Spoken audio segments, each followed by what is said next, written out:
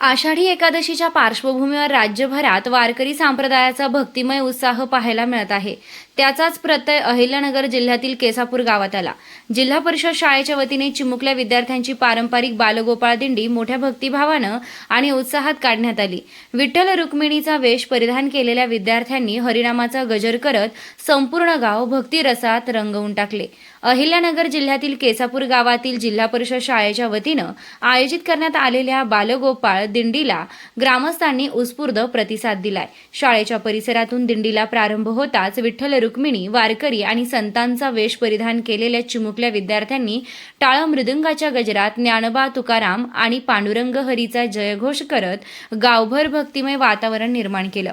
दिंडीची सुरुवात होताच संजय रावसाहेब पुंड आणि त्यांच्या पत्नी सविता संजय पुंड यांनी पालखीचं विधिवत पूजन केलंय.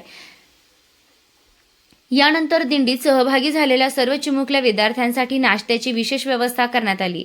या उपक्रमाचे ग्रामस्थांनीही मनापासून स्वागत केले. त्यानंतर स्वामी समर्थ केंद्राकडे प्रस्थान करत विद्यार्थ्यांनी फुगडी खेळत, भजन कीर्तन आणि हरिनामाचा अखंड गजर करत भक्तिमय वातावरण अधिकच रंगतदार केले. गावातील नागरिकांनीही या दिंडीचं ठिकठिकाणी स्वागत करत चिमुकल्या वारकऱ्यांवर पुष्पवृष्टी केली आहे. यानंतर बालगोपालांची दिंडी केशव गोविंद भगवान बन यांच्या निवासस्थानी दाखल झाली. दिंडीमुळे संपूर्ण केसापूर गावात भक्ती, संस्कार आणि वारकरी परंपरेचा सुंदर संगम अनुभवायला मिळाला.